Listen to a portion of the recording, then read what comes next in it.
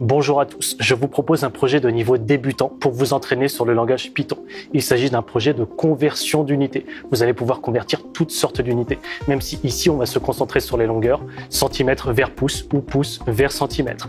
Pour réaliser ce projet, vous devez connaître quelques bases du langage Python, comme la fonction print, les variables, les boucles et les conditions. Si ce n'est pas le cas, je vous invite à regarder ma vidéo pour connaître les bases du langage Python. Et sinon, pour les autres, ça va être l'occasion de mettre en pratique vos connaissances. On va avancer en 4 étapes. Première étape, on va voir ensemble et dans le détail l'énoncé de cet exercice pour que vous compreniez bien ce qu'il faut réaliser. Deuxième étape, vous allez mettre en pause cette vidéo et vous allez coder ce projet de la meilleure façon que vous pouvez. Peut-être que pour certains, ça va être facile et vous allez réaliser ce projet en un quart d'heure. Peut-être pour d'autres, ça va être plus difficile. Vous allez peut-être passer 1 heure, 2 heures, peu importe. Prenez votre temps et réalisez ce projet du mieux que vous pouvez. C'est comme ça que vous allez réellement progresser. Et oui, en programmation, il n'y a pas de secret, il faut pratiquer. Troisième étape, je vais vous montrer la correction, c'est-à-dire ma façon de coder cet exercice. Et je vais également vous donner ma réflexion pour vous dire pourquoi je fais tel ou tel choix. Et enfin, quatrième étape, il n'y a pas qu'une seule façon de coder un projet. Et c'est pour ça que ici, je vais analyser le code source de certains participants, parce que ce projet est extrait de ma formation complète développeur Python. Il y a déjà plusieurs centaines de participants qui ont réalisé cet exercice et qui m'ont envoyé ce code source. Et bien ici, j'ai sélectionné certains codes sources et ça va être l'occasion de les analyser pour vous dire quelles sont les bonnes pratiques, quelles sont les moins bonnes pratiques. Et finalement, vous verrez que certaines solutions seront sûrement très proches de votre code source. Et bien, ce sera l'occasion pour vous de voir comment améliorer votre code. Allez, vous êtes prêts à commencer? Je vous retrouve tout de suite pour démarrer sur ce projet.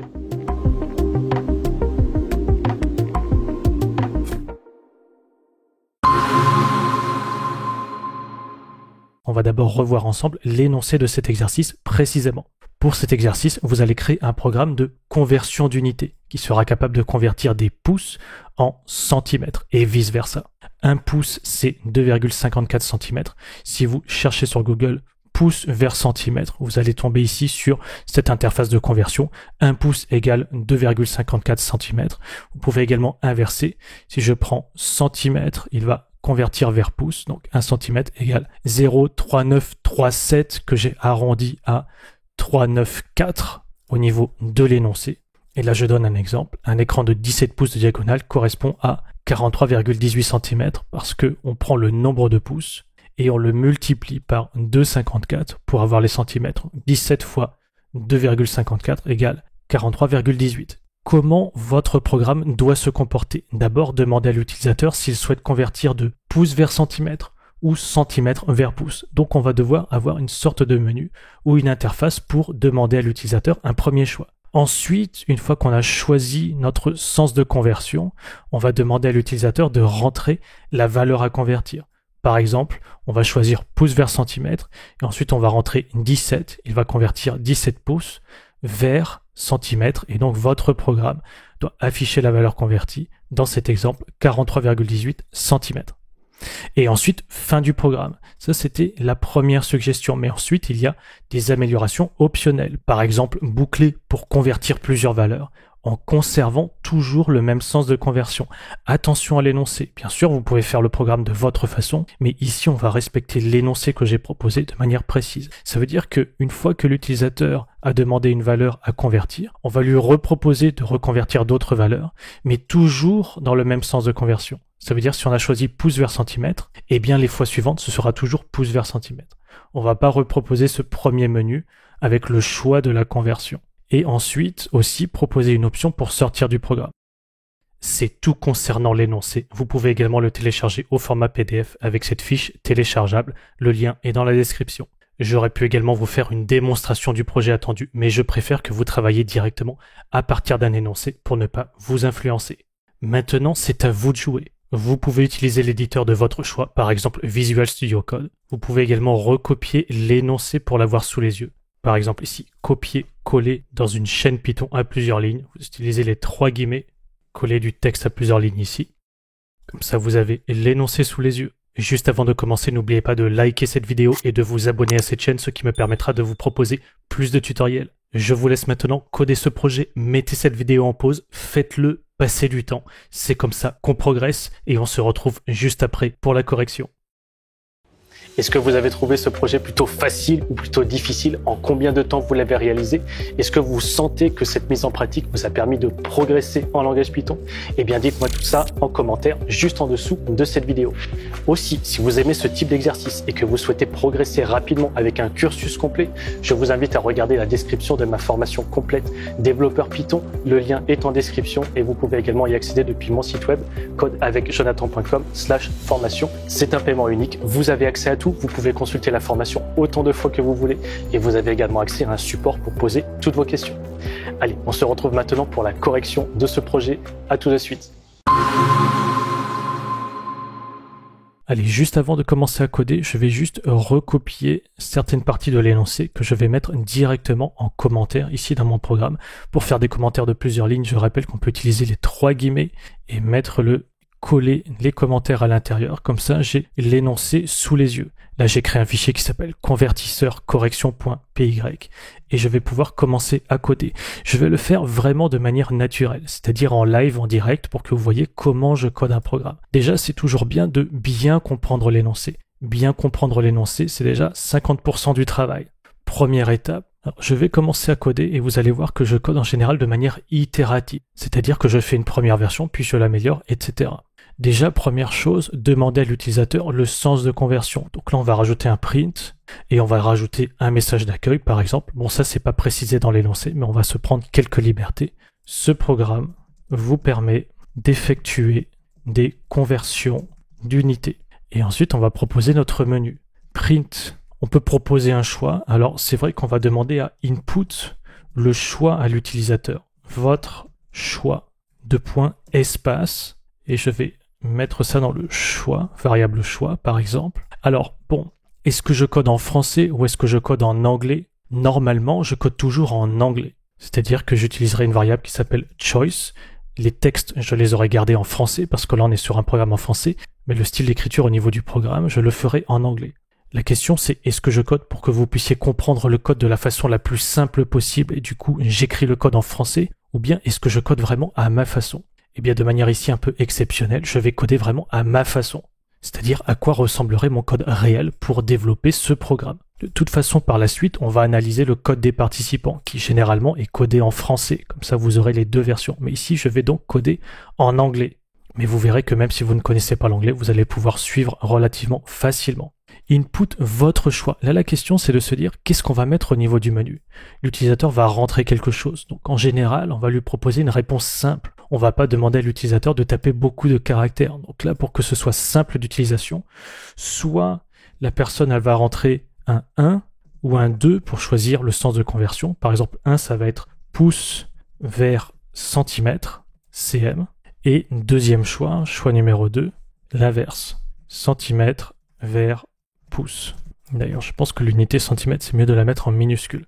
On peut faire ça, c'est un choix, ou bien on peut choisir A ou B par exemple, ça marche aussi, peu importe. Moi, je vais choisir 1 et 2. Ce programme vous permet d'effectuer les conversions d'unités. Choix numéro 1, pouce vers centimètre, 2, centimètre vers pouce. On va repréciser votre choix, entre parenthèses 1 ou 2. Question aussi, est-ce qu'on rajoute une option pour sortir directement du programme si finalement on ne veut pas l'utiliser? Bon, on pourrait rajouter une option Q pour sortir. Bon, à ce stade, on ne va pas la proposer, on va juste demander un choix 1 ou 2 à l'utilisateur et récupérer le choice. Pour l'instant, si je lance, pas de surprise, on a bien. Ce programme vous permet d'effectuer les conversions 1 pouce vers centimètre, 2 centimètres vers pouce, et on peut choisir. Pour l'instant, on ne regarde pas la valeur, mais on va continuer. Bien sûr, il faudra qu'on gère les erreurs, notamment si l'utilisateur il rentre n'importe quoi. Ce n'est pas suggéré dans l'énoncé, mais un programme de qualité, c'est un programme qui gère tous les cas possibles. Et vous verrez que en général, les utilisateurs font un peu tout et n'importe quoi, et donc il faut s'en protéger dans le code. Mais ça, on va le faire juste après. Pour l'instant, je continue sur l'aspect fonctionnel. On a dit dans l'énoncé, demander à l'utilisateur de rentrer la valeur à convertir en reprécisant l'unité. Donc c'est là qu'on va commencer à mettre des conditions, notamment si choix est égal à 1, entre guillemets, et oui, parce que là, on est sur une valeur type chaîne de caractères, même s'il a rentré 1. Bon, on va voir si on remodifie ça par la suite. Et pour l'instant, je reste là-dessus. Si choix égale 1, on est en pouces vers centimètre. Donc là, on va lui demander de rentrer la valeur, notamment la valeur en pouces. On va lui mettre un input et on va repréciser tout ça. Conversion pouces vers centimètre, donner la valeur en pouces. Moi, ce que j'aime bien, c'est qu'au niveau utilisateur, bien repréciser les choses pour que ce soit bien clair quelle valeur on doit rentrer ici. C'est pour ça que je reprécise en pouces pour qu'il n'y ait pas de sous-entendu, pour qu'il n'y ait pas de mauvaise compréhension au niveau de l'utilisateur. Là, on n'est pas sur une réflexion de code, on est sur une réflexion d'interface utilisateur. Toujours faciliter les choses pour l'utilisateur. Et là, je vais dire valeur str. On va récupérer cette valeur. Bien sûr, il va falloir la convertir. Alors attention, première erreur possible ici, c'est de convertir en int. Là, on peut très bien avoir des valeurs à virgule. Donc là, de la même façon qu'on peut convertir avec int, on peut convertir en float. Je veux la valeur float de valeur str. Bien sûr, encore, on pourra avoir des erreurs à ce niveau-là. On va le faire après. Pour l'instant, on va dire que l'utilisateur, il fait tout bien comme il faut. Donc on a la valeur float, et puis on va la convertir. Alors, vous allez me dire, est-ce qu'il faudrait faire des fonctions ici? Est-ce qu'on anticipe sur des fonctions? Ça, c'est à voir. Peut-être qu'on va faire des fonctions après quand on va se rendre compte qu'on a des copier-coller dans notre code. C'est là qu'on va refactoriser le code. Mais moi, j'aime bien démarrer tout simplement dans le programme principal, coder le programme, et ensuite, en effet, si on a besoin, entre guillemets, d'optimiser le code ou de le restructurer, on le fait à ce moment-là. Mais on n'est pas sur une suroptimisation de trop anticiper non plus. Rappelez-vous, en programmation, il faut toujours faire simple. Donc on n'a pas besoin d'écrire 10 fonctions pour ce programme-là. On démarre simplement et au besoin, on l'améliore. Moi, j'aimerais bien la valeur convertie. Valeur convertie, on part de la valeur float, c'est-à-dire la valeur qu'on a récupérée de l'utilisateur. Bon, alors c'est pas très parlant, valeur float, mais peu importe, pour l'instant, on reste là-dessus. Fois, on a dit que quand on rentre des pouces, pour obtenir les centimètres, on va multiplier par 2,54. Eh bien, on multiplie par 2,54, on a la valeur convertie. Et là, on peut faire le print, valeur convertie en centimètres. Et là, on peut mettre la valeur convertie. Et je mets un F pour cette syntaxe-là. Alors bon, ça c'est moyen. J'ai plutôt envie de dire tant de pouces égale tant de centimètres. Ça serait mieux. Et je vais plutôt afficher résultat de la conversion de points. Je vais mettre la valeur en pouces qu'on avait. Donc ça c'est valeur float. Pouces est égal à valeur convertie centimètres. Ok, on va déjà tester ça. Là, on a juste géré le choix numéro 1, mais c'est pas grave. On teste au fur et à mesure. Donc là, je lance. Ok, pouce vers centimètre. Choix numéro 1. Très bien. Conversion vers pouce centimètre. Donnez la valeur en pouces. 17 pouces. Et résultat de la conversion, 17 pouces égale 43,18 centimètres. Parfait. Maintenant, regardez, on va essayer avec différentes valeurs. Il faut toujours tester, même si on est sur des cas simples. Si je donne 20, j'obtiens 50,8. Ok.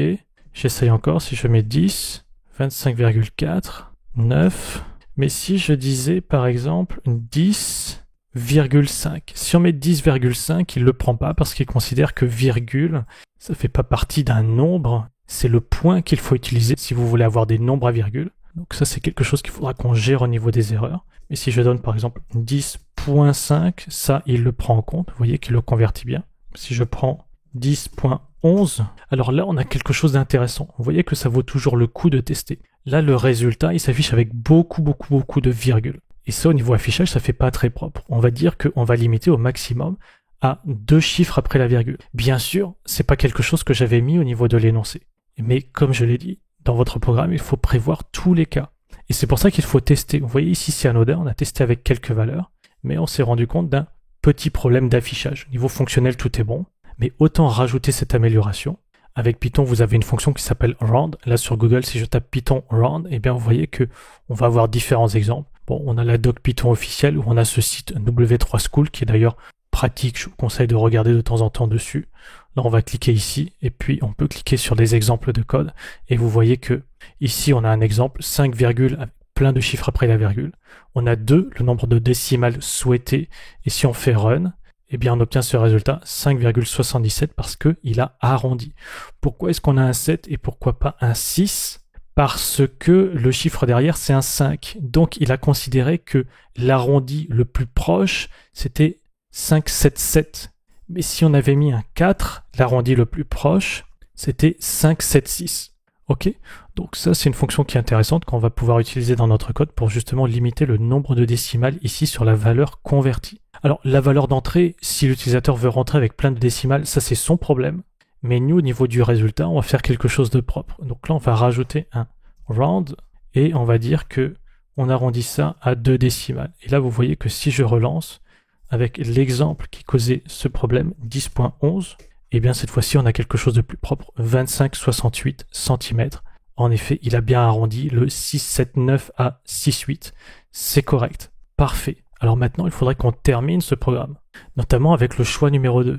Et là, vous voyez qu'on va avoir un problème, c'est qu'on va devoir copier-coller ça. Bon, on va voir après si on peut, entre guillemets, optimiser le code et éviter de faire des copier-coller. Là, bien sûr, je remplace choix numéro 2, conversion centimètres par pouce, donner la valeur en centimètres. Ok, ça je laisse pareil. Valeur convertie égale rand. Cette fois-ci, il faut faire la conversion dans l'autre sens. Soit on multiplie par 0,394, ou soit on divise par ici cette valeur-là. Ça correspond au même.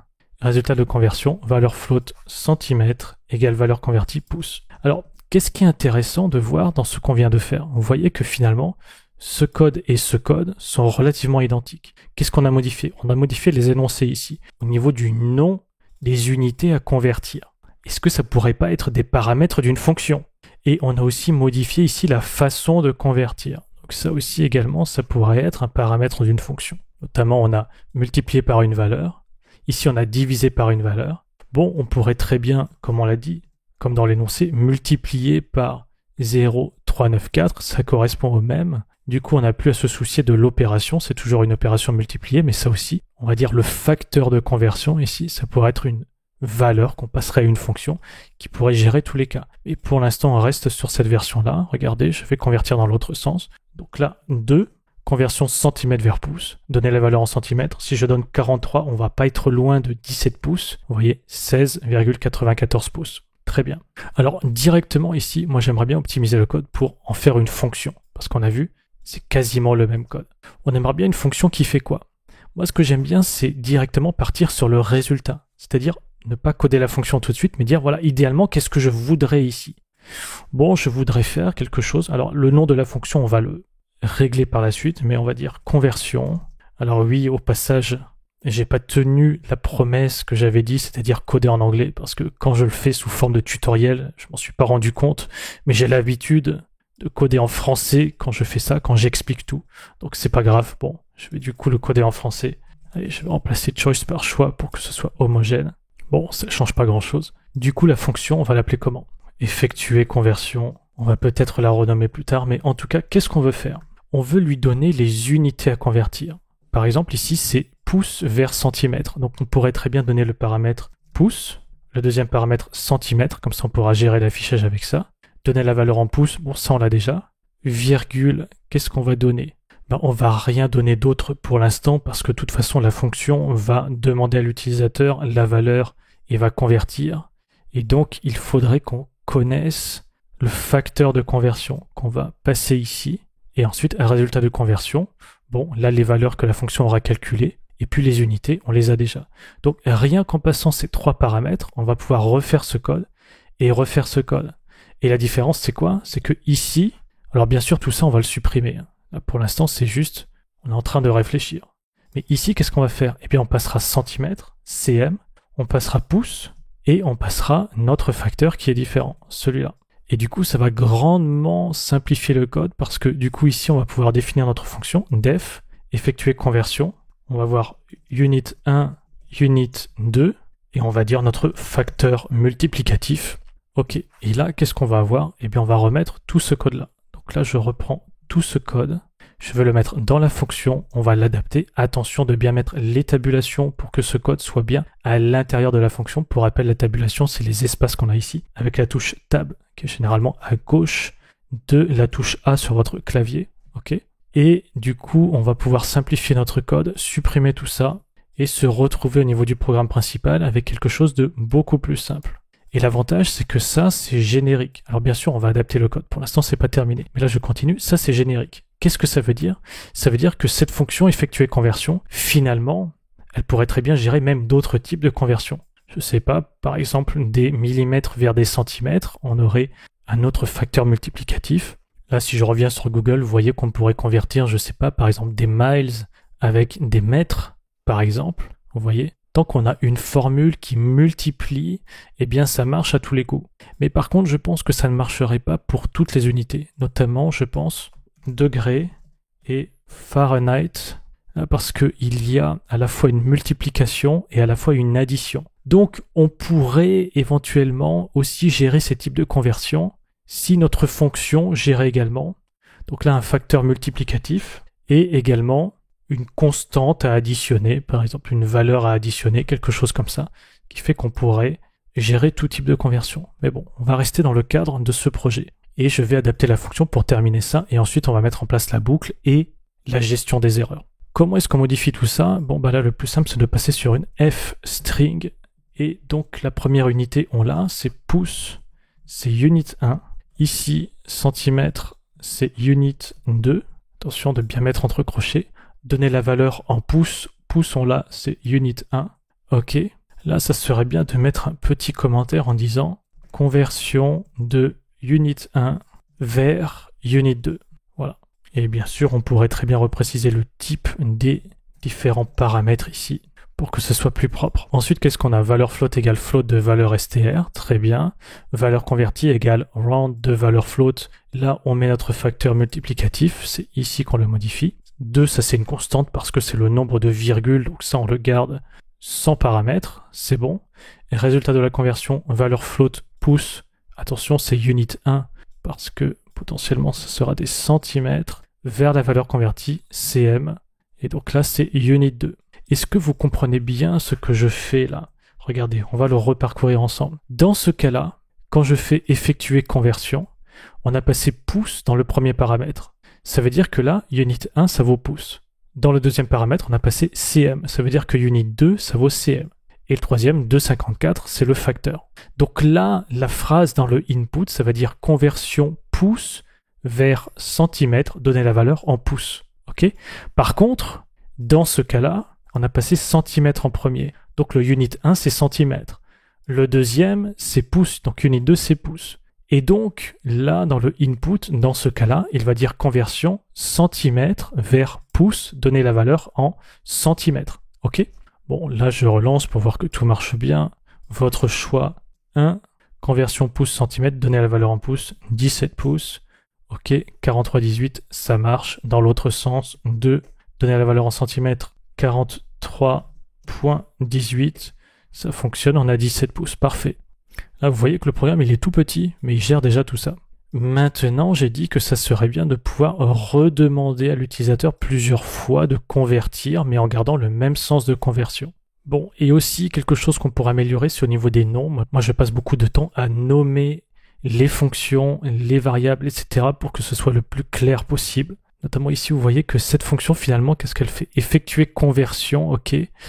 Mais elle demande à l'utilisateur la conversion et elle affiche le résultat de la conversion. Donc, au niveau du nom, on pourra l'ajuster, mais pour l'instant, je continue sur le développement du programme parce que je voudrais gérer la boucle. Donc là, comment est-ce qu'on va gérer la boucle? On va avoir un problème parce qu'il faudrait qu'on boucle normalement à ce niveau-là. Alors, est-ce qu'on boucle dans la fonction ou est-ce qu'on gère une nouvelle fonction qui va appeler ça en boucle? Ça, c'est à voir, mais en tout cas, pour l'instant, quand vous posez ces questions-là, est-ce que je recrée une autre fonction ou non? Continuez dans le programme principal et on verra après si en effet ça vaut le coup de faire une fonction. Donc là, est-ce qu'on va boucler à ce niveau-là ou bien à ce niveau-là directement? Peu importe, mais le problème de boucler à ce niveau-là, c'est qu'on va devoir écrire 2 fois la boucle. Parce qu'on est d'accord qu'on va devoir rappeler cette fonction avec les mêmes paramètres au niveau de la boucle. Donc là, je pense que ça vaut le coup plutôt de faire un while ici, while true. Alors attention, while true, c'est une boucle infinie, on est bien d'accord. Donc ça veut dire qu'on va devoir définir une condition de sortie. Là, vous voyez aussi, petite parenthèse, j'ai bien mis le code en le sélectionnant et faisant un tab pour le mettre à l'intérieur du while. Sinon, le code ne sera pas à l'intérieur de la boucle. Donc en Python, soyez toujours rigoureux de savoir où est-ce que se place votre code. Ça, c'est défini par les tabulations. Très important. Mais on a également une autre tabulation parce que cette ligne, elle est bien à l'intérieur du if. Ok, donc là, on va boucler de manière infinie. Il nous faut à tout prix une condition de sortie. Là, vous voyez que si je relance tel quel, oui, ça va marcher. Par exemple, pouce vers centimètre. On va partir sur ce type de conversion. Donc là, conversion pouce-centimètre. Donner la valeur en pouce, 1 pouce. Ok, il convertit 2 pouces, 3 pouces, etc. de manière infinie. Mais là, pour sortir, comment on fait? Eh bien, on est obligé de faire un CTRL-C. Donc là, on va devoir proposer une option à l'utilisateur. Notamment, ici, dans ce qu'on demande, dans le input, ça serait bien de proposer une autre option. Alors oui, on pourrait gérer ça aussi dans un autre input séparément, c'est-à-dire au niveau de la boucle while, effectuer la conversion, et puis poser la question à l'utilisateur ici, rajouter un input, souhaitez-vous sortir, oui ou non. Mais moi, j'aime pas ça, parce que c'est moins efficace d'un point de vue utilisateur. C'est-à-dire qu'on est en train de poser deux questions. Moi, ce que je propose, c'est redemander à l'utilisateur de convertir, et puis s'il a envie de sortir, il dira quelque chose d'autre. Donc là, donner la valeur en centimètres, pouces, ce qu'on veut, ou bien, parenthèse, ou Q pour sortir. Q pour sortir comme quit. Bon, ça c'est un choix. On aurait pu proposer S, peu importe. C'est totalement arbitraire. Q pour quitter, pour sortir ou pour quitter. Alors on va mettre quitter, comme ça c'est plus homogène. Ok. Alors bien sûr, l'utilisateur, s'il rentre Q ici au niveau de valeur str, nous on va essayer de le convertir, et ça va créer une exception, donc il faut tout de suite qu'on le gère. If valeur str est égale à Q, deux points, toujours les valeurs particulières, c'est des choses qu'il faut gérer en premier. Là c'est une valeur particulière Q, donc on la gère tout de suite. Si valeur c'est Q, eh bien on va sortir.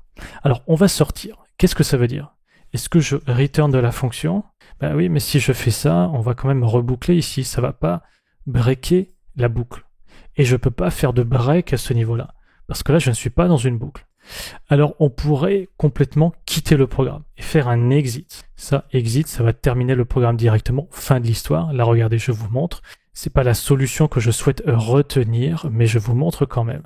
Là, pouce vers centimètre, très bien. Alors je peux donner une valeur, 5, je peux continuer, et je peux donner Q, et là en effet, on sort du programme, fin de l'histoire, tout fonctionne bien.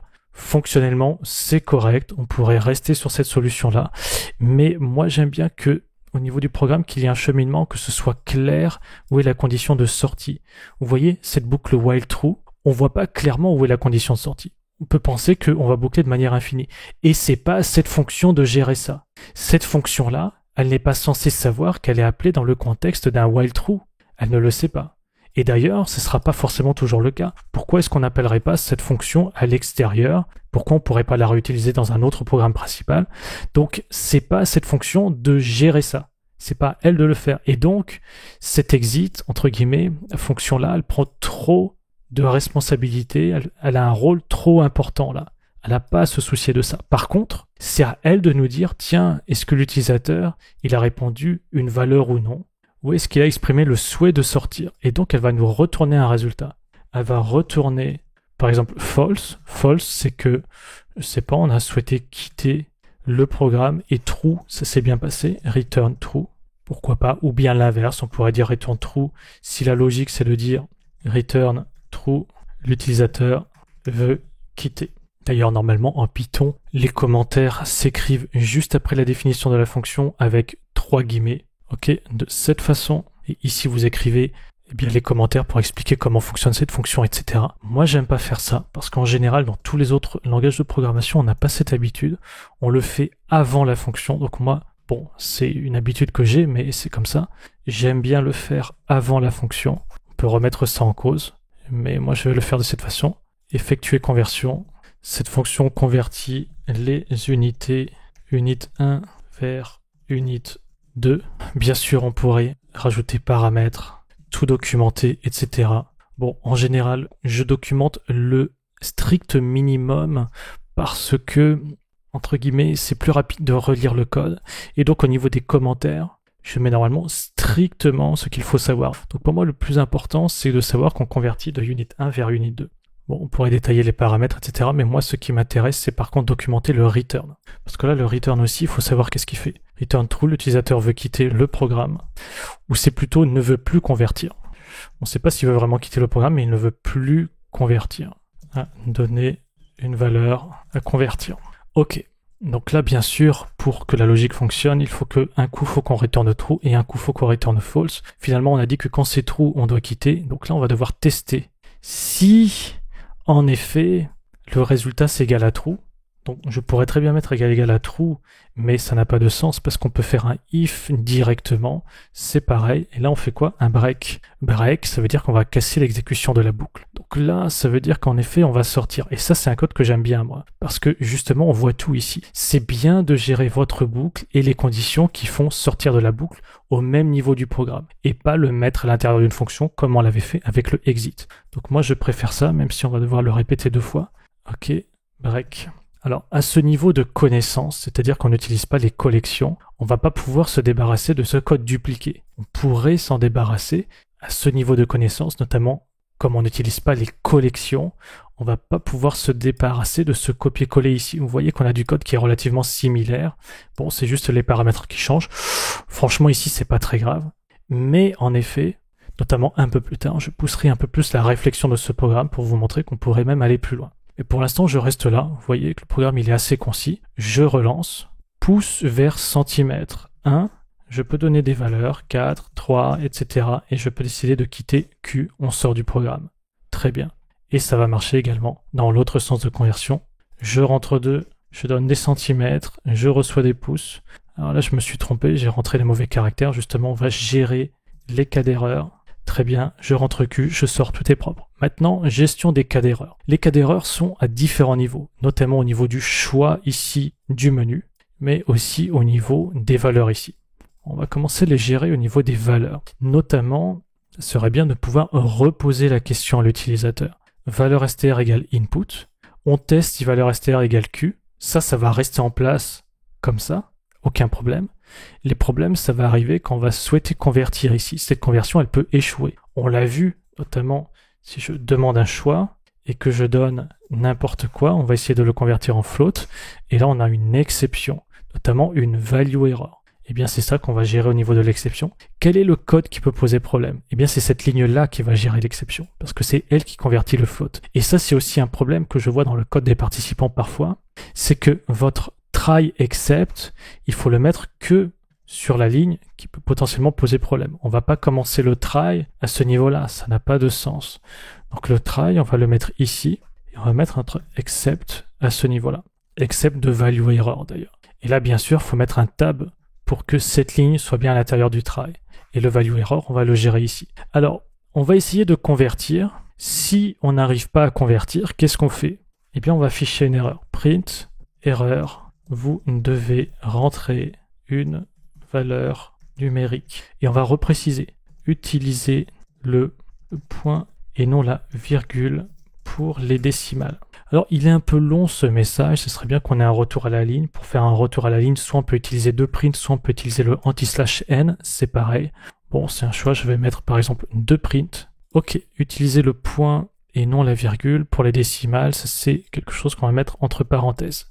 Parfait. Une fois qu'on a ça, qu'est-ce qu'on fait? Eh bien, ce serait bien que l'utilisateur il puisse reposer sa question. Et pour faire ça, on va utiliser une récursion. Ça veut dire que la fonction va se rappeler elle-même. C'est peut-être quelque chose qu'on n'a pas vu à ce stade de la formation. Peut-être que vous allez pouvoir le gérer plutôt avec une boucle. Mais bon, moi je vais plutôt utiliser la récursion ici. Donc là, on va rappeler la fonction avec les mêmes paramètres. Donc on va tout repasser. Unit1, virgule, unit2, virgule, facteur. Et là, attention à ne pas oublier quelque chose. C'est qu'on va faire un return. Là, si vous oubliez le return, eh bien ça ne fonctionnera pas. Pourquoi? Là, c'est un peu difficile à comprendre. Regardez, on arrive ici, on a rentré une mauvaise valeur. Bon, c'était pas égal à Q, c'est pas grave, là on a le droit de faire ça, même si on rentre n'importe quoi, ABCD c'est pas égal à Q, c'est pas grave, on rentre pas dans ce return, on continue. On essaye de le convertir, on a une erreur, on affiche l'erreur ici. Et ensuite, qu'est-ce qu'on fait? Eh bien finalement, on arrête là, c'est-à-dire qu'on fait un return. La fonction elle return, elle a fini son boulot. Elle a fini son boulot, mais sauf qu'elle se rappelle elle-même. Donc, on return le résultat de l'appel de cette fonction-là, c'est-à-dire qu'on re-rentre ici et on redemande à l'utilisateur de rentrer quelque chose. Et si, par exemple, il rentre Q, on return true, et donc, ça va retourner true, et donc finalement, cette fonction, ici, au niveau de l'appel, elle return true, et on break et on sort. Vous voyez, c'est ça la récursion. Autre exemple, on rentre une mauvaise valeur, on rentre ici, on rappelle la fonction, l'utilisateur, ici, il donne une bonne valeur, c'est-à-dire que la valeur float, elle se convertit. Ça veut dire qu'on continue ici, on fait notre calcul, etc. et on return false. Et donc, ce deuxième appel de fonction, ici, il return false. Donc, le premier appel de la fonction, eh bien, il va retourner false. Et du coup, on va ressortir ici avec la valeur false. Et donc, on rentre pas dans le if, on fait pas le break et on reboucle. Et ça, c'est bon. Regardez, le mieux, c'est que je vous montre au debugger ce qu'il se passe. Mais juste avant, on va quand même regarder si notre code fonctionne bien. Donc là, je relance tout simplement. On va prendre valeur 1 par exemple, et là je rentre n'importe quoi, Enter. Et là qu'est-ce qu'il me dit? Erreur, etc. Et je peux redonner une valeur, je donne n'importe quoi, jusqu'à ce que je donne une bonne valeur. Là, en effet, il me donne un résultat de conversion, ou bien je peux quitter le programme, tout est bon.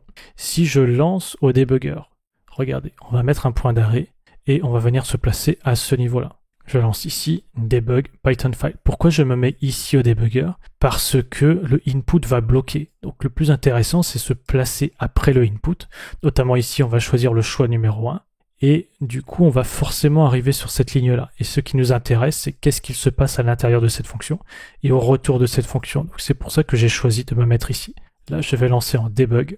OK. Et là, je n'arrive pas dans le point d'arrêt. Parce que il va me demander le choix. On est bloqué dans le input pour l'instant. On n'a pas encore atteint ce point ici. Donc là, je vais rentrer choix numéro 1.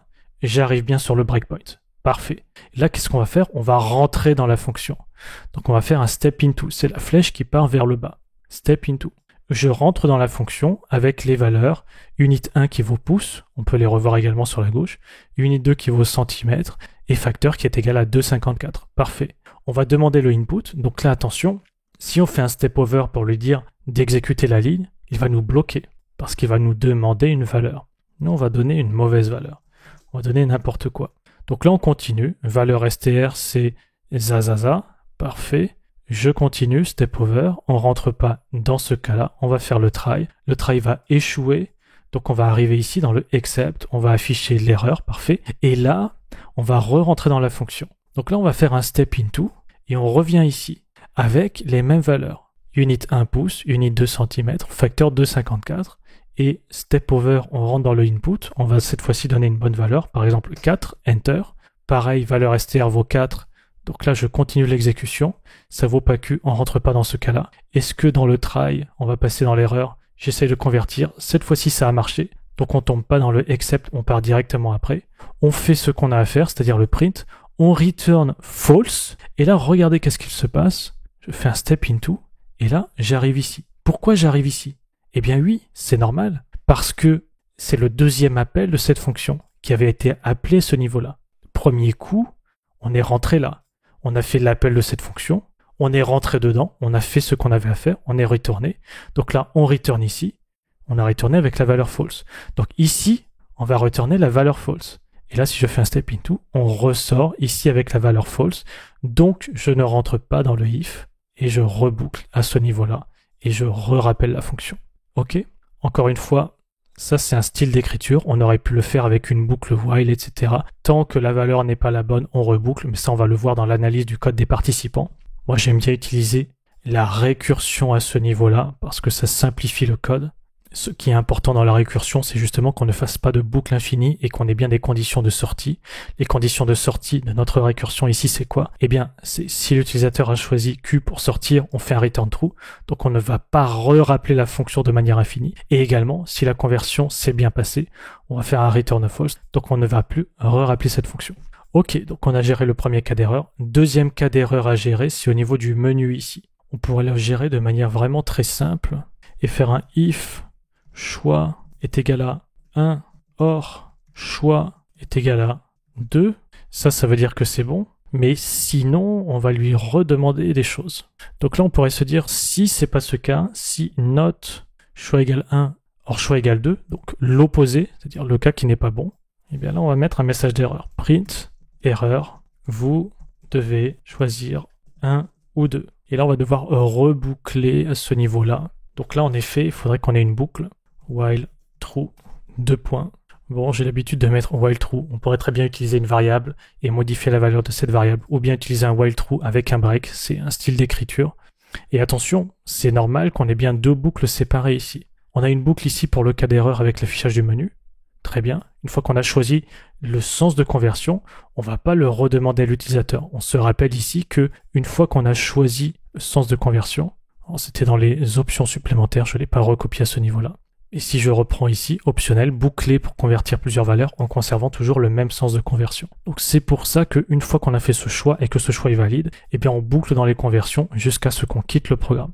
Alors que si on n'avait mis qu'une seule boucle et qu'on n'avait pas mis celle-ci, on rebouclerait en redemandant le menu à chaque fois à l'utilisateur. C'est pas ce qu'on souhaite faire. Donc là, si c'est pas bon, vous devez choisir un ou deux et on reboucle. Sinon, on break et on fait la suite. Donc là, finalement, je reviens sur mon code. C'est-à-dire qu'on va considérer que si c'est bon, if choix égale 1 ou choix égale 2, on break. On break, on sort de la boucle et on va à la suite. Sinon, on affiche le message d'erreur et on reboucle. Regardez, là si je relance en mode normal, votre choix 1 ou 2, je mets n'importe quoi. Erreur, vous devez choisir 1 ou 2. D'ailleurs, ça serait bien d'avoir quelques espaces. Bon, ça c'est juste visuel. Là, soit on met un print vide, ou soit on rajoute un anti/n qui va rajouter un saut de ligne. C'est pareil. Je vais couper le programme et je le relance. Là, je rentre n'importe quoi. Vous devez choisir 1 ou 2. Parfait. On redemande. Je vais mettre 3. Vous devez choisir 1 ou 2. Là, je choisis 1. Et là, je rentre dans mon autre boucle qui me demande des valeurs à convertir. J'ai toujours la gestion d'erreur de ce côté-là qui marche aussi. Et je fais Q pour quitter le programme. Tout est bon. Plusieurs remarques avant de terminer sur ce code. C'est vrai qu'on pourrait anticiper le fait qu'on puisse proposer plus d'options de conversion. Choix numéro 3, choix numéro 4, etc. Convertir des miles en kilomètres, convertir des centimètres en mètres, etc. On pourrait en mettre plein et facilement les gérer en appelant notre fonction ici et juste modifier les différentes unités. Et du coup, au niveau des choix, on aurait 1, 2, 3, 4, 5, etc. Et donc c'est vrai que cette méthode-là ne serait pas la mieux.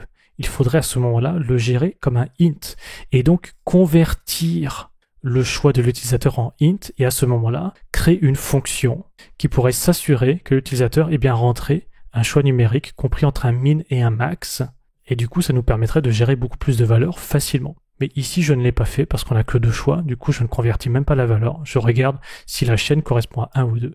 Et si c'est pas le cas, je reboucle. C'est la manière la plus simple de le gérer à ce niveau-là, quand on n'a que 2 choix.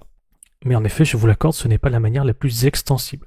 Deuxième chose, la question c'est que, regardez, on a pouce, centimètre et centimètre vers pouce. Ça veut dire que ici, si on allait plus loin sur ce programme, on pourrait même s'arranger pour que on ait une définition des différentes conversions à faire et que après notre code puisse à la fois construire le menu et construire les paramètres à passer à cette fonction. Mais également, ça nous demanderait de savoir gérer les collections. Donc je reviendrai sur cette réflexion un peu plus tard. Autre point, est-ce que ça vaudrait le coup de faire de cette partie du code une fonction ? On pourrait très bien dire, voilà, fonction, afficher menu et choix utilisateur. Alors pourquoi pas ? Mais ici, vous voyez qu'on n'en a pas eu spécialement le besoin, parce que finalement, bon, qu'on mette ce code dans le programme principal ou qu'on le mette à l'intérieur d'une fonction, ça ne change rien, parce qu'on n'a pas de problème de duplication du code. Est-ce que c'est plus clair de le mettre dans une fonction et de faire un def afficher menu, 2 points, alors attention, parenthèse, le mettre ici, et au niveau du programme principal, appeler cette fonction afficher menu, etc. Pourquoi pas, mais honnêtement, ça apporte pas grand-chose. Et comme je vous l'ai dit, en programmation, le but, c'est d'aller au plus simple possible. Donc, la meilleure ligne de code en programmation, eh bien, c'est la ligne de code que vous n'allez pas écrire. Donc là, de manière plus simplifiée, moi, j'aime bien cette version-là. En effet, oui, on a créé une fonction ici parce que ça vaut le coup. On a évité de copier-coller du code à ce niveau-là. On a une fonction en plus qui est générique avec des paramètres. Ça veut dire que notre programme pourrait facilement être étendu à des nouvelles conversions. On aurait juste à donner les nouvelles unités, le nouveau facteur. Comme je l'ai dit, pourquoi pas également étendre les possibilités de cette fonction en rajoutant une constante additionnelle pour gérer par exemple la conversion de degrés en Fahrenheit, etc. Ça pourrait facilement être rajouté. Mais moi je considère que ici, avec la connaissance des bases de Python, notamment les variables, les boucles, les conditions, etc., c'est un code qui est relativement optimal. Vous voyez que le code il est synthétique, on n'a pas de répétition. Il est relativement simple à comprendre. Moi, quand j'ouvre un code source, en général, je ne regarde pas le code des fonctions tout de suite. J'arrive directement sur le programme principal et je regarde tout de suite ce que fait le programme principal. Donc là, j'arrive. Bon, j'ai une boucle. On va boucler sur ce choix du menu. OK, une fois qu'on a ce choix, on passe à la suite. Et en effet, en fonction du choix, on appelle la fonction. Pour moi, c'est un code relativement facile à lire. Encore une fois, je ne suis pas en train de dire que c'est la seule façon d'effectuer ce programme. En fonction des styles des développeurs, en fonction de vos connaissances en langage Python, etc., on ferait les choses différemment. Notamment, comme je l'ai dit plusieurs fois, je vais retravailler à la fin ce programme en utilisant les collections, dans l'optique d'aller plus loin que l'énoncé, c'est-à-dire de pouvoir gérer, je sais pas, une dizaine de conversions d'unités, pourquoi pas. Ensuite, on pourrait se demander, tiens, est-ce qu'il faudrait développer ce programme en orienté objet ? C'est pareil, c'est une réflexion que je vais mener un peu plus tard. Dernière chose à dire avant de terminer sur cette vidéo, c'est de se dire, voilà, on a géré les erreurs, etc. C'était pas dans l'énoncé. L'énoncé, il disait juste, voilà, le programme, il fait ça, il fait ça, il fait ça, et donc on code ce qu'il y a dans l'énoncé, fin de l'histoire. Alors oui, je suis d'accord avec ça, parce qu'on est dans le contexte d'un exercice, donc vous pouvez vous dire, bon, voilà, dans le contexte de cet exercice, je fais strictement ce qu'il y a dans l'énoncé, et puis c'est bon. Bon, moi ça me va. Et donc je considère que c'est correct si vous avez juste suivi l'énoncé, que vous n'avez pas forcément géré tous les cas d'erreur, c'est pas grave, en effet c'était pas précisé à ce niveau-là. Mais vous pouvez penser un peu plus loin et dire, bon, voilà ce qu'on demande de faire, c'est pas forcément uniquement ça. C'est en effet un programme qui convertit des données, mais on va anticiper sur toute la suite. C'est-à-dire si un client me demandait de coder ça, ou si on devait le faire et gérer tous les cas, oui, on va gérer les cas d'erreur, on va peut-être anticiper sur, peut-être demain il faudra rajouter différentes unités à convertir. Et donc moi je l'ai fait un peu dans cette optique-là. De toute façon, de manière générale, c'est un bon réflexe d'essayer de gérer tous les cas possibles. Parce que si vous ne savez pas gérer tous les cas possibles en programmation, ça veut dire que vos propres programmes ne couvriront pas tous les cas et donc vous aurez des bugs à droite à gauche parce que vous n'avez pas prévu que l'utilisateur va faire ci et ça. Même si le comportement de l'utilisateur n'est pas forcément logique ou n'est pas forcément le bon, c'est la responsabilité du développeur d'anticiper et de gérer tous ces cas-là. Et aussi d'un point de vue interface utilisateur, même si on est sur un programme en mode console ici, c'est d'être très clair sur l'interface. Vous voyez ici 1 pouce vers centimètre, je redis votre choix 1 ou 2. Comme ça c'est clair à l'utilisateur qu'est-ce qu'il doit faire. Là si je mets n'importe quoi, je redis bien erreur, vous devez choisir 1 ou 2. Bon, si je donne 2, vous voyez conversion centimètre vers pouce, on reconfirme bien le choix de la conversion, donner la valeur en centimètres. On reprécise à chaque fois pour que ce soit très clair pour l'utilisateur ou Q pour quitter. Ok, c'est tout pour cette correction. N'oubliez pas, en programmation, c'est toujours important d'aller à la simplicité. Mais développer un programme simple, c'est pas toujours simple parce qu'il faut souvent réfléchir. Il faut réfléchir à tous les détails, notamment comment vous allez nommer vos variables, etc. Bon, ici, on a effectué conversion. C'est pas forcément un très bon nom de fonction parce que cette fonction, qu'est-ce qu'elle fait ? Elle demande à l'utilisateur des valeurs, elle va convertir et elle va afficher le résultat. Donc c'est vrai qu'un nom qui serait plus proche de ce que fait la fonction, ça serait demander et afficher conversion. Comme ça, quand on relit le code, alors bien sûr, il ne faut pas oublier de le remplacer à tous les endroits. Ici, au niveau de la récursion et au niveau des appels au niveau du programme principal. Mais c'est vrai que ça rajoute quelque chose au niveau de la lecture du code. Essayez aussi de vous dire, voilà, je développe quelque chose et je reviens dessus, je sais pas, un mois après.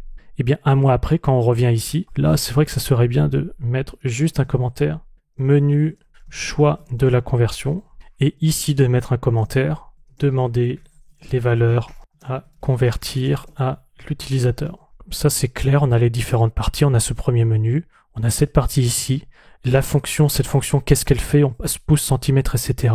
Eh bien, elle va demander et afficher les résultats de conversion. Au moins, c'est clair. Le fait qu'on dise demander et afficher, on sait que dedans, il va y avoir de l'input et du print et que cette fonction va tout gérer. Bon, ce qui est moins clair, c'est quel résultat elle retourne.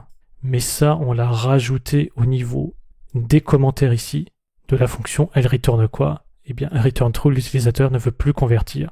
Entre parenthèses, sortir du programme. Bon, en fonction du contexte dans lequel on appelle cette fonction. Et false, l'utilisateur a donné une valeur à convertir. Ok, si vous souhaitez revoir ce code de votre côté et éventuellement le lancer ou le lancer avec le debugger et faire du pas à pas, eh bien vous pouvez télécharger ce fichier dans le dossier ressources.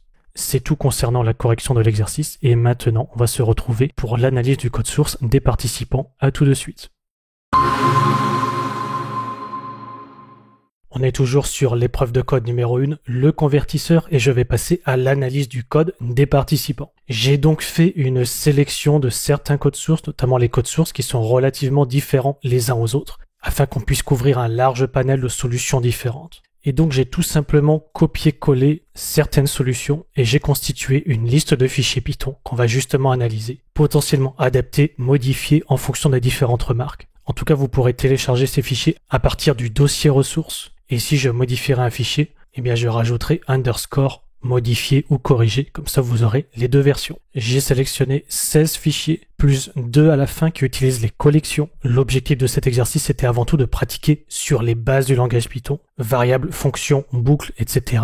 Mais pas encore les collections ni la programmation orientée objet. C'est pour ça que ces deux versions-là, je les ai mises à la fin, parce que je vais notamment mener une réflexion de fond sur le projet et vous expliquer comment l'améliorer avec des nouvelles notions. Mais en tout cas, vous n'avez pas besoin de connaître les notions comme les collections pour l'analyse des 16 codes sources qu'on va faire maintenant. Le plus important, c'est d'avoir réalisé l'exercice de votre côté. Parce que le fait de faire l'exercice, ça vous a mené à des réflexions. Vous avez eu des problèmes, des erreurs, vous avez dû corriger. C'est comme ça qu'on apprend. Et aussi, à travers l'analyse des codes sources des autres participants, eh bien, vous allez sûrement comprendre des choses à propos de votre code. Parce que certaines solutions seront relativement proches de la vôtre. Allez, je vais commencer et je vais analyser le premier code qui a été fourni par Maya Smaoui. On a un code relativement concis. Alors, ce que je vous propose, c'est qu'on va d'abord le lancer. Bien sûr, les analyses que je fais sont des analyses totalement en direct, en live, parce que j'ai parcouru rapidement les différents codes sources pour voir si les solutions étaient relativement différentes les unes aux autres, mais je ne suis pas rentré dans le détail des différents codes. Ça, je vais le faire avec vous. Mais juste d'abord, d'un point de vue fonctionnel, qu'est-ce qu'on a? Vous voyez, je lance le programme. Déjà, première remarque, d'un point de vue utilisateur,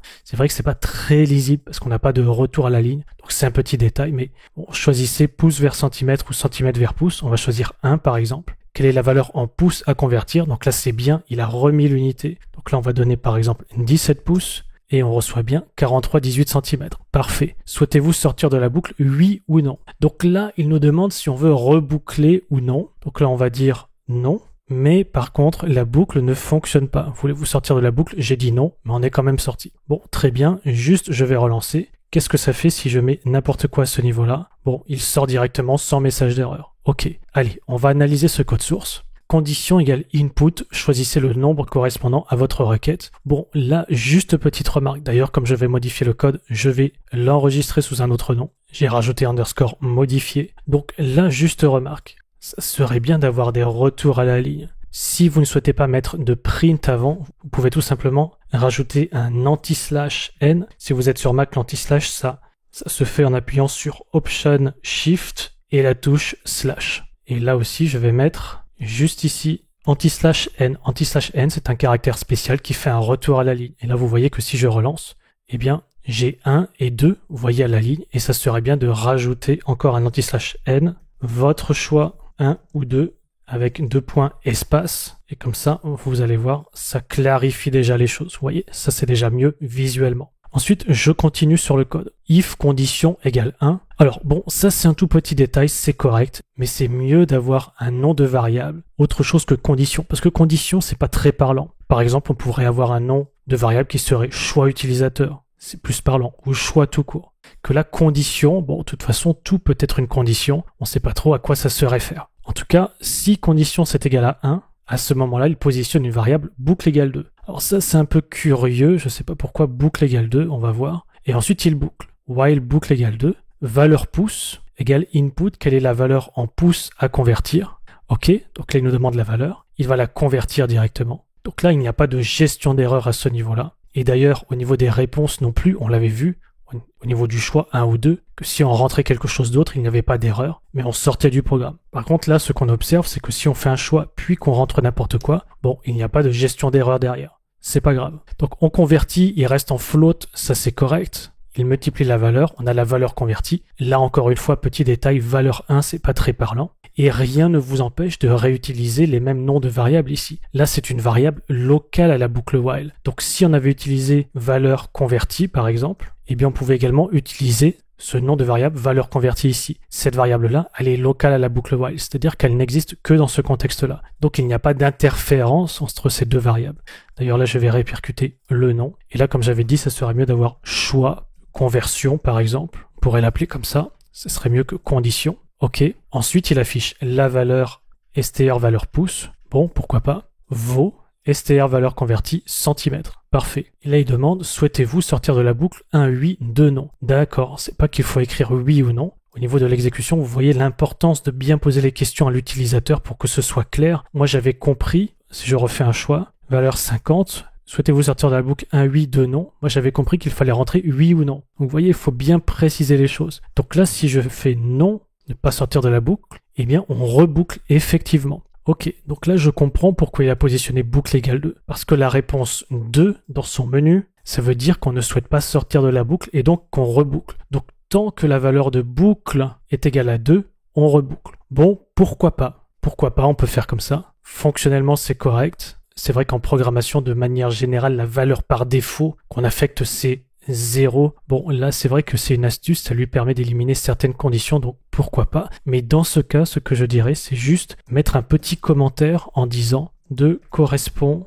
au choix utilisateur pour reboucler ». Comme ça, on clarifie les choses. Je ne dis pas qu'on a besoin de mettre beaucoup de commentaires dans le code, mais les commentaires, c'est utile justement quand on fait des choses un peu particulières ou un petit peu qui sortent de l'ordinaire pour justement expliquer. Là, quand j'ai commencé à lire le code, j'ai vu boucle égale 2, ça m'a semblé un peu bizarre. Et donc, c'est vrai que c'est bien dans ces cas-là de mettre un petit commentaire qui facilite la lecture du code. Et là, ça aurait été bien de dire un oui, deux non, choisissez un ou deux, 2 points. Bon, c'est des détails, vous allez me dire, mais c'est en rajoutant des détails que vous allez améliorer tout doucement la qualité de votre programme. Là, j'ai pas modifié grand-chose, j'ai laissé finalement le programme tel qu'il était. J'ai rien corrigé fonctionnellement, j'ai juste fait des petites adaptations, des petites modifications, mais ça apporte quelque chose. Alors oui, bien sûr, ici, il n'utilise pas de fonction. Comme on l'a vu, notamment quand j'ai écrit moi-même ma version du programme, quand vous avez plusieurs lignes de code qui se ressemblent, essayez de voir si vous ne pouvez pas utiliser une fonction. Alors peut-être que cette personne n'a pas encore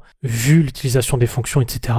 On est bien dans le contexte où c'est le code de participants qui apprennent la programmation Python. Donc là, je dirais, si en effet la contrainte, c'est qu'on ne doit pas utiliser de fonction, eh bien ce code est tout à fait correct, et même je ne vois pas trop comment on pourrait l'améliorer mieux que ça. Mais bien sûr, si on pouvait utiliser les fonctions, eh bien le but du jeu, ça serait de mutualiser cette partie du code, voire même un peu plus, et puis de le mettre dans une fonction. Je ne reviens pas là-dessus, on l'a déjà fait lors de la correction. Autre remarque, bien sûr, c'est la gestion des codes d'erreur. Ici, il a choisi de ne pas le faire. Bon, c'était pas précisé dans l'énoncé, donc pareil, je ne reviens pas sur ce point. En tout cas, c'est tout pour cette première analyse. Bravo à ce participant, Maya Samui, pour avoir réalisé cet exercice. Le code est correct, comme je l'ai dit, il faut juste soigner certains aspects. Oui, on est dans le cadre d'un exercice, peut-être qu'on essaye de faire les choses assez rapidement, mais je dirais de manière générale, quand vous écrivez du code, essayez toujours de faire de la qualité, peu importe le contexte. C'est en prenant l'habitude de faire de la qualité et en soignant vos noms de variables, la façon dont ça s'affiche, etc., que vous allez tout doucement prendre des bonnes habitudes. Allez, c'est tout pour ce premier code et je passe au deuxième,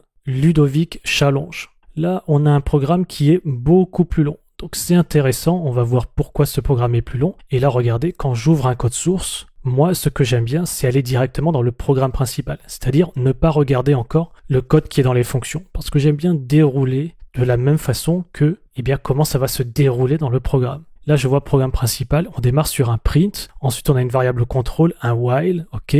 Bon, on a cette boucle et à la fin, on a fin du programme.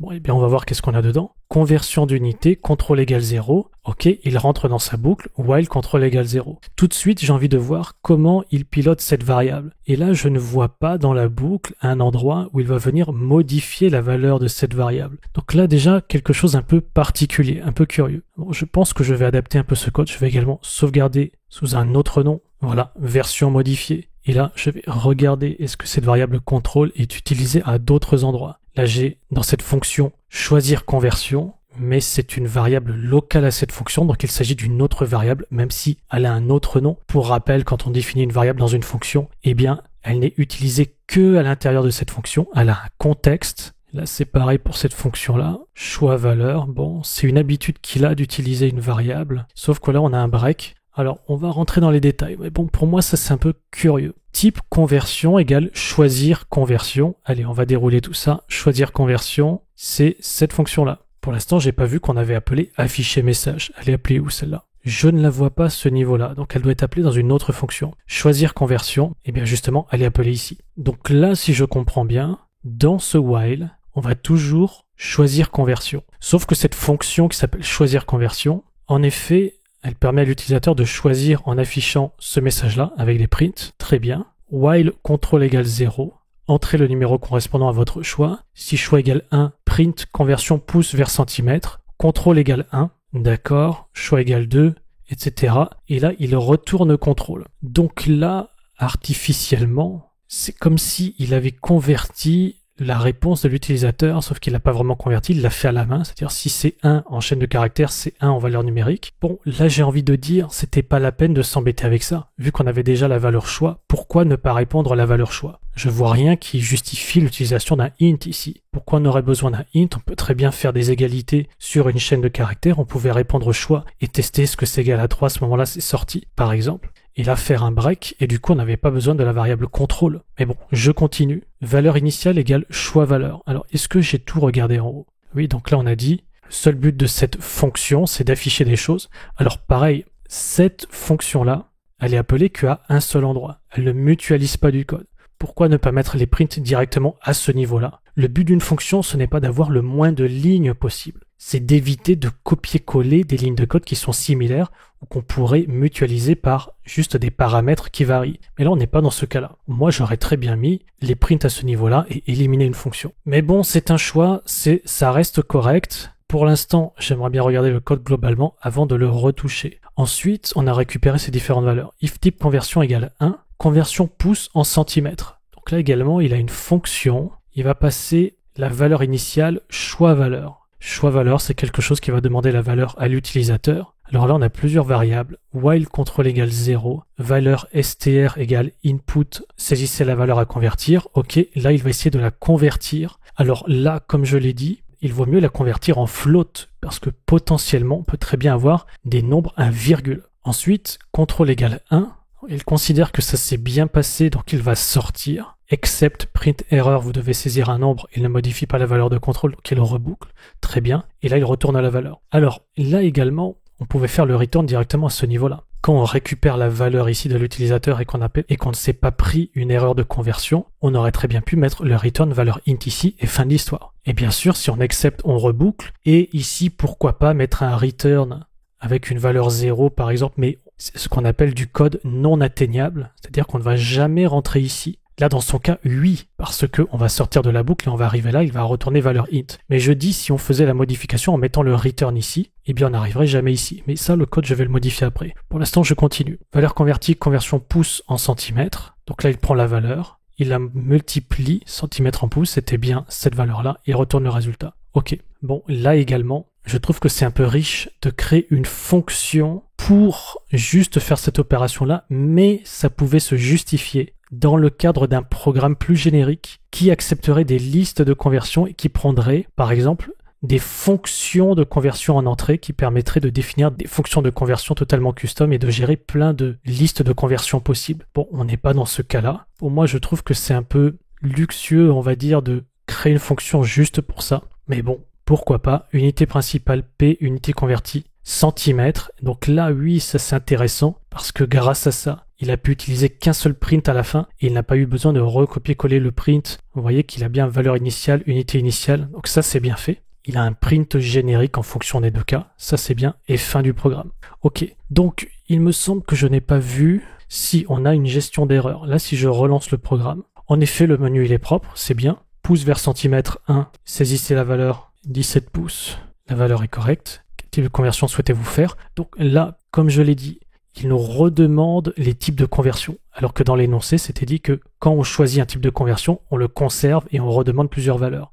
Et là, si je rentre n'importe quoi, il me dit, veuillez saisir 1, 2 ou 3 selon la conversion souhaitée. Ok, ça c'est bien. Si je rentre 4, pareil, parfait. Si je rentre 3, on sort. Bon, fonctionnellement, tout est bon, à part le fait qu'on puisse rechoisir le sens de conversion. Juste au niveau du code, je vais faire les quelques modifications que j'avais évoquées. Selon moi, ça serait mieux juste de ne pas s'embêter ici et de mettre le menu directement à ce niveau-là. Ensuite, on n'a pas besoin de variables. Quand vous pouvez vous passer d'une variable, c'est pas plus mal. Alors, c'est pas que ça prend de la place en mémoire, pas du tout. C'est pas que ça affecte les performances, pas du tout. C'est que ça simplifie votre programme. Et là, vous voyez, on n'a pas besoin de s'embêter avec tout ça. Contrôle égale 1, contrôle égale 2 et compagnie. Non, on va faire un while true et on va dire que si le choix il est bon, on va faire un break.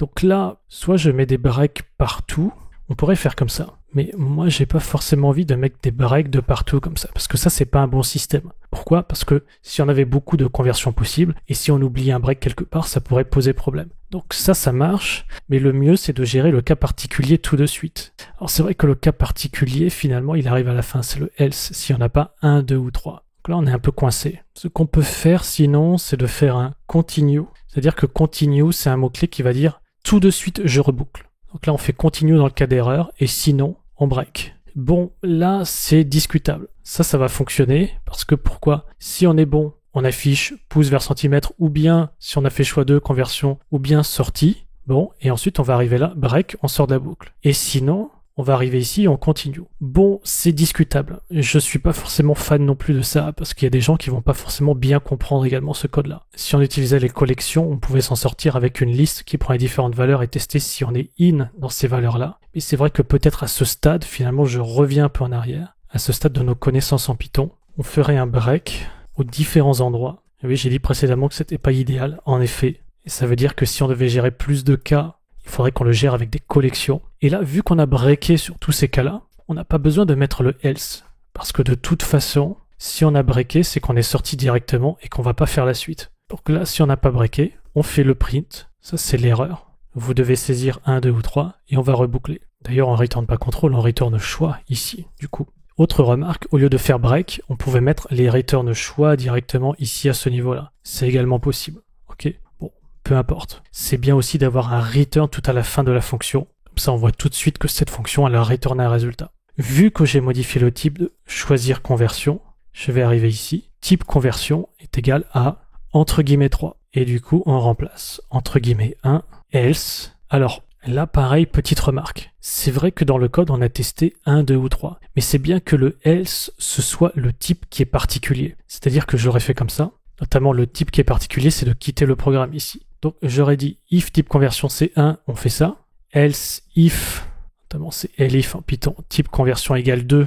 À ce moment-là, on fait ça. Et else, cas particulier, on sort du programme. Encore une fois, fonctionnellement, ça ne change rien. C'est juste une habitude. Vous voyez bien qu'on a les deux premiers choix qui sont homogènes et le troisième qui rentre dans un cadre un peu plus particulier qui est la sortie du programme. Donc celui-là, on le balance dans le else. Ça veut dire que si notre fonction, là, choisir conversion, elle gérait pas forcément bien tous les cas et que l'utilisateur, il rentrait 4, et bien pour le cas 4, on rentrerait sur la sortie du programme. Ce qui est plus cohérent que de rentrer sur une conversion de type centimètre en pouce comme c'était fait précédemment. Donc le choix par défaut, ici, me semble mieux qu'il soit branché sur la sortie. Bien sûr, je répète, encore une fois, choisir conversion, elle testait bien tous les cas, donc elle était blindée la fonction. Et si on rentrait 4, ça mettait erreur. Mais dans l'hypothèse où ce code est retouché, remodelé et qu'il ne fonctionne plus de la même façon par la suite, eh bien ici on s'en protège et dans le cas, par défaut, on sort du programme. Pour moi, ça me paraît plus cohérent de le faire comme ça. Vu qu'on break, on va sortir du while, on va pas faire la suite. La suite, on va la faire uniquement dans ces deux premiers cas ici. Parfait.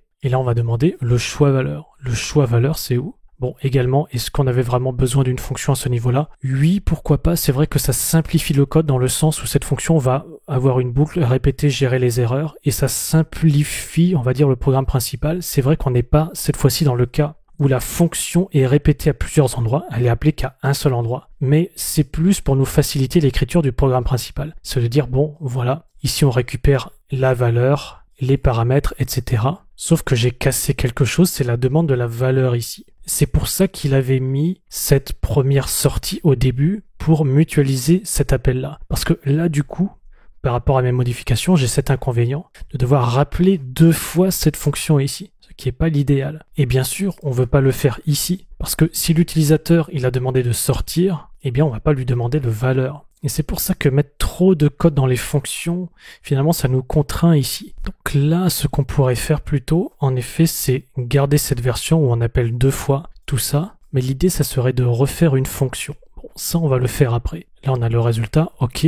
Bon, ça me paraît bon. Est-ce qu'il y avait d'autres choses à retoucher? Pour l'instant, j'aimerais bien retoucher choix valeur. On a pareil cette variable contrôle ici. On peut se débarrasser. Valeur int, on peut également s'en débarrasser. On va faire un while true. Là, je récupère la valeur à convertir. On va la convertir en float. On va l'appeler valeur float, pourquoi pas. Et si j'ai bien réussi à convertir, on peut la returner directement. Return valeur float. Sinon, on a une erreur et on reboucle.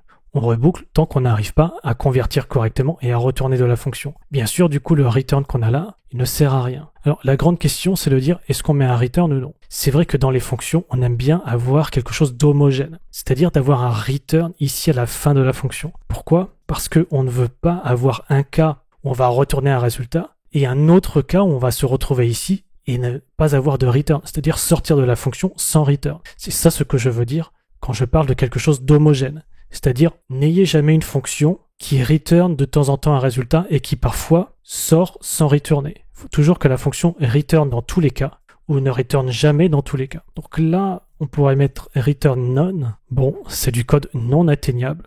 Ou bien, on pourrait faire un return valeur float et breaker à ce niveau-là. Moi, je préfère cette version-là. Ok, qu'est-ce qu'on avait d'autre? Bon, tout ça on l'a modifié, a priori ça devrait fonctionner. Je vais juste relancer le programme pour voir qu'on n'a rien cassé de manière fonctionnelle. Pouce vers centimètre, 1. La valeur à convertir, je prends toujours la même valeur parce qu'on connaît le résultat.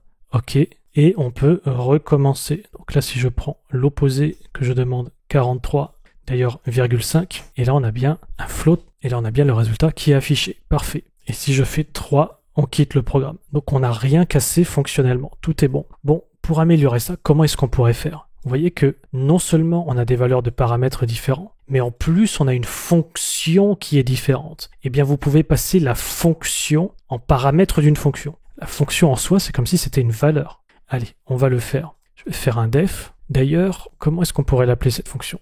Si type de conversion égale 1, choisir conversion, donc là on a fait type conversion. Bon, là, c'est aussi une petite remarque. Vous savez qu'en programmation, type, ce sont les types, c'est-à-dire chaîne de caractères, str, int, float, etc. Donc, quand un développeur regarde votre code et qu'il voit type, il va penser à type et conversion type. On peut penser à des conversions de type, de int vers str, etc. Donc, il y a une petite confusion possible dans l'esprit d'un développeur sur certains mots-clés. Donc, évitez de nommer vos variables avec certains mots-clés. On pourrait plutôt l'appeler choix de conversion, par exemple, qui permettrait d'enlever cette petite ambiguïté. Mais bon, encore une fois, c'est un détail. Et il ne faut pas oublier qu'on a toutes ces variables-là et qui permettent de faire le print à la fin. Donc, si tout ça, on les enlève et qu'on les passe en paramètres de fonction et qu'on fait, par exemple, une fonction qui fait tout, bien sûr, on va la renommer, c'est juste pour vous expliquer un peu le raisonnement, mais qu'on passe, donc ça ce sera dans la fonction, ça c'est en effet passe le nom de la fonction de conversion, et on va passer les unités. Alors oui, là je garde la variable, donc finalement on pourrait faire ça aussi, on pourrait mettre le print dans la fonction. En tout cas, si j'avais mis P et que je mettais CM et qu'on se débarrassait de tout ça, eh bien on pourrait plus faire le print. Donc le print, il faudrait le décaler dans la fonction. C'est peut-être ça qu'on va faire. Ou bien on va garder les variables et garder ce print, pourquoi pas. Dans ce cas, on passerait unité initiale, unité convertie. On va garder ça. La valeur convertie, c'est ce qu'on va récupérer du résultat ici. On en a besoin notamment dans le print à ce niveau-là. Et du coup, on va se débarrasser de ça. Bon, c'est moins intéressant, vous voyez, parce que, bon, cette fonction-là, finalement, qu'est-ce qu'elle fait? Elle demande à l'utilisateur la valeur et elle convertit la valeur. Donc, on va l'appeler demander valeur et convertir. Voilà. C'est comme ça qu'on va appeler notre fonction ici. Et là, elle va passer la fonction de conversion. Et oui, c'est un peu spécial ce qu'on fait là. C'est qu'on a un paramètre qui est la valeur d'une fonction. Ce paramètre, on va pouvoir l'appeler comme une fonction. Vous allez voir. Et du coup, on a l'unité initiale et l'unité convertie. Valeur initiale, choix valeur. Valeur convertie, conversion pouce en centimètres. Eh bien non, justement, on ne sait pas. C'est fonction de conversion qu'on appelle. Ça, c'est une fonction. Comme j'ai passé conversion pouce en centimètres, c'est comme si j'appelais cette fonction ici. C'est pareil. Attention, c'est pas entre guillemets. On passe pas une chaîne de caractères. On passe la fonction elle-même. Et c'est ça qu'on va retourner. On va faire un return de ce résultat-là. Et du coup, on peut faire pareil à ce niveau-là et lui passer la conversion de centimètres en pouces avec unité initiale centimètres et converti en pouces. Bon, on n'a pas gagné grand-chose. C'est vrai que ça aurait été bien de passer tous les paramètres ici directement, mais comme on a le print, en plus on a le problème de valeur initiale, finalement ça se justifie plus de mettre le print à l'intérieur de la fonction et de ne pas faire un return ici et afficher conversion. Bon, tout ça c'est discutable, hein. Là c'est une réflexion que je fais en direct, du coup là je passerai directement P et centimètres pour me débarrasser des variables, on n'en a plus besoin, et centimètres et P ici, ok. Du coup, unité initiale, c'est ce paramètre-là, et unité convertie, c'est ce paramètre ici. Bon, là, le code est un peu plus clair en effet. On regarde si je relance. Pouce vers centimètre, valeur à convertir, 17. Ok, ça fonctionne. Centimètre vers pouce, 43. J'ai bien 16,9 pouces. Parfait. 3, quitter. Tout est bon. Bon, encore une fois, tout dépend du style du développeur. Moi, j'ai une façon particulière de développer. J'ai des réflexes aussi. Ces réflexes s'appliquent en effet plus facilement quand c'est moi qui ai tout développé le code. Là, j'ai vu que quand j'ai retouché le code, ça m'a demandé de retoucher d'autres choses. Et j'ai compris notamment pourquoi ce développeur avait fait les choses dans un certain ordre. Notamment, il avait mis le choix numéro 3 au début pour se débarrasser de l'appel à choix valeur. Mais bon, ça fait partie aussi de comment vous avez prévu votre code, comment vous l'avez découpé en différentes fonctions. Et ça fait que parfois, retoucher le code, eh bien, est plus ou moins facile. On sait aussi poser des questions sur comment gérer ici les variables avec les breaks, etc. Ça non plus, c'est pas forcément un choix idéal de le faire de cette façon-là. Mais bon, ça reste quand même relativement propre. Bravo encore à ce participant pour son projet et on continue sur les différentes analyses. Je vais passer au numéro 3, Jean-Claude. Alors lui, Jean-Claude Frigon, il a fait un beau menu ici. Il a soigné son menu. Et il a fait une fonction qui return un résultat. Bon, comme d'habitude, je vais directement dans le programme principal, finalement, qui est juste en dessous. Il a aussi une constante. Alors ça, c'est bien, c'est propre également. Valeur conversion. Bon, while choix égale 0, while choix différent de 3. Choix égale display menu. Alors là, tout de suite, je vois quelque chose de suspect. Je vous explique pourquoi. Parce que, même si Python l'autorise, je vous déconseille fortement de mixer les types dans une variable. Vous voyez, choix, c'est une variable de type int. On a bien mis un nombre ici. On n'a pas mis égal 0 entre guillemets. Par contre, ici, je vois que choix, il le récupère de son display menu, qui est une fonction qui retourne le résultat d'un input qui va être un str, chaîne de caractères. Donc, il y a un mix entre int et str. Je répète, même si c'est autorisé dans Python, je vous déconseille fortement de faire ça parce que ça va vous conduire à des bugs difficiles à résoudre et ce n'est pas une bonne habitude de programmation. Donc, ayez cette rigueur de maintenir les mêmes types dans vos variables. Mais bon, je continue sur la lecture du code. If choix est égal à 3 break. On voit justement qu'on a une double condition qui finalement fait la même chose, entre guillemets, parce que là, il a mis en chaîne de caractères. Mais bon, on va voir peut-être que ça sert quand même à quelque chose par la suite, je ne sais pas. Quelle est la valeur à convertir? Donc ça, c'était le choix du menu. Il l'a appelé ici. Très bien. D'ailleurs, ça serait bien de lancer le programme. Là, je le lance. Très beau menu. Bravo. Conversion pouce centimètre 1. Quelle est la valeur à convertir? Alors, petit détail, ça aurait été bien de demander encore l'unité, c'est-à-dire quelle est la valeur en pouces à convertir. Voilà. Donc ça a bien fonctionné. Parfait. Le message est clair. Appuyez sur Entrée pour continuer. D'accord. Alors ça, c'est vrai que c'est une idée. J'avais pas eu cette idée-là. Pourquoi pas? Mais l'idée, c'est de dire, au lieu de tout afficher, de réafficher le menu, c'est d'appuyer sur Enter pour qu'on voit bien le message, ce message ici, et d'appuyer sur Enter pour la suite. Comme ça, c'est plus clair au niveau utilisateur. C'est vrai que c'est une bonne idée. J'avais pas pensé, j'ai pas vu d'autres projets qui avaient cette idée-là. En tout cas, c'est vrai que d'un point de vue interface utilisateur, ce projet est très soigné. Ça apporte un plus. D'un point de vue fonctionnel, comme je l'avais dit, encore une fois, normalement, si on choisit une conversion, eh bien, on la conserve avant de redemander. Bon, je vais regarder la gestion des erreurs. Si je rentre n'importe quoi, on a bien une gestion d'erreurs. Le texte entré doit être numérique, etc. Donc là, il repart sur le menu aussi. Ça aurait été bien de pouvoir reposer cette question ici pour éviter de repartir à un autre endroit du programme et rester dans le même contexte de demander une valeur à l'utilisateur. Ok, on repart sur l'analyse du code. Donc là, il demande la valeur à convertir. Val str. Can continue égale 3. Ok, try. Donc là, il va faire une conversion en float, valeur float, très bien, except il a une erreur. Can continue égale false. Bon, ça, c'est un peu curieux, on va voir pourquoi. If can continue. Donc là, vu qu'on a eu une exception, eh bien, on va pas exécuter tout ce code-là. Mais dans le cas où ça s'est bien passé, on va faire tout ça. Si choix égale 1, alors choix, c'est quoi? Choix, c'est ce qu'on a récupéré du display menu. Ok, donc là, si choix égale 1, c'est pouce vers centimètre. Ça, c'est correct, on teste bien la chaîne de caractères. À ce moment-là, il va multiplier par valeur de conversion parce qu'on convertit des pouces en centimètres. Dans l'autre sens, il divise, ça marche aussi. Et résultat, c'est la valeur convertie de val float pouce et résultat centimètre. Bon, c'est correct. Appuyez sur Enter pour continuer. Il utilise input pour bloquer le programme. Très bien. Si choix égale 2, bon, il fait la même chose mais il divise. Bon, ça c'est parfait. Ou bien on aurait pu avoir deux constantes. Valeur conversion pouce centimètre, ça, ou valeur conversion centimètre pouce égale 0,3 quelque chose. Bon, peu importe. La valeur convertie de centimètre et ce résultat. Print, appuyez sur Enter pour continuer. Else, Les choix sont 1, 2, 3, veuillez sélectionner le choix valide. Donc là, si on a rentré n'importe quoi, il affiche ce message d'erreur et il n'exécute pas ce code-là à cause de cette variable can continue. Et du coup, il reboucle ici. Par contre, cette condition, elle est complètement fausse, mais ça fonctionne. Ça fonctionne, pourquoi? Parce que même si je rentre 3 entre guillemets, c'est différent de 3. Donc, on va continuer à boucler. C'est pour ça qu'il a été obligé de mettre un petit patch ici pour dire, attention, si on met 3, on ressort. D'ailleurs, j'ai l'impression qu'il va réafficher le menu. Là, j'ai pas vu cette subtilité-là. D'après ce que je vois, non, c'est correct. C'est correct parce que forcément, le choix, on le fait ici. Donc, quand on veut sortir, on va forcément récupérer le choix et on va sortir directement. Donc là, juste pour simplifier le code. Pareil, on n'a pas besoin d'avoir ça. Choix égale 0. De toute façon, choix initialisé ici. Et là, on a un trou parce que de toute façon, on va avoir un break ici. Là, on a bien ce test-là. Si choix égale 3, sortie du programme. Parfait. Pareil, on peut mettre un commentaire. Là, je vais, avant de modifier le code, le sauvegarder sous un autre nom. Ok, je reviens sur les modifs. Je remets true. Si choix égale 3, break, ça c'est correct. Sortie du programme. Ensuite, quelle est la valeur à convertir, etc.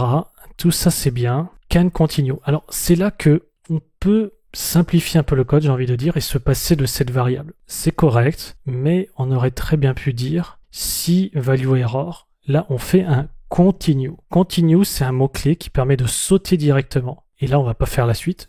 On saute directement au début. Et on va redemander le menu. Donc ça, c'est possible. Et du coup, on n'a pas besoin de cette condition-là. Can continue. On peut supprimer cette condition. Du coup, tout ce code, attention, on va mettre un Shift Tab pour le décaler sur la gauche. En effet, si on n'est pas tombé dans le cas d'erreur, on va continuer ici, donc tout va bien. Si on est tombé dans l'erreur, on fait continue, donc on ressaute directement, donc on va pas exécuter ce code. Donc on n'a pas besoin de tester si on doit exécuter ce code ou non. De toute façon, si on a une erreur, on ressaute directement. Donc ça, c'est bon. Forcément, si la conversion a réussi, on va pouvoir continuer à ce niveau-là. Bon, également, les quelques remarques qu'on avait précédemment, c'est de mutualiser ce code. On va pas revenir sur ces différentes remarques. On va conserver ce code tel qu'il est. Également, c'est une bonne idée d'avoir pensé à avoir une constante sur la valeur de la conversion. Juste ici, dans une projection où ce programme pourrait gérer plus d'unités de conversion, ça aurait été bien d'avoir valeur conversion, pouce vers centimètre, par exemple, quelque chose comme ça pour bien préciser, dans l'idée où plus tard on en aurait plusieurs. Et comme ça, on comprend aussi pourquoi on divise ici, parce qu'on le fait dans l'autre sens. Bon, c'est un détail. En tout cas, bravo à ce participant. L'affichage, il est très soigné. C'est juste au niveau du comportement du programme. Il ne répond pas exactement à ce qui avait été dans la consigne, mais peu importe. En tout cas, bravo à ce participant et on passe à la suite. Merci d'avoir suivi cette vidéo jusqu'au bout. J'espère que ce projet vous aura permis de faire des progrès en langage Python. Dans ma formation complète, on ira même encore plus loin sur ce projet avec l'analyse de plus de code source, avec aussi une façon de faire ce projet avec les collections qui permettront d'étendre ses possibilités. Dans la formation complète, vous avez également accès à d'autres exercices de ce type et vous avez un cursus complet sur l'apprentissage du langage Python et sa mise en pratique dans différents domaines. Comme je vous l'ai dit précédemment, tous les liens sont en description. Merci encore, on va se retrouver très prochainement. Je vous dis bon code et à bientôt.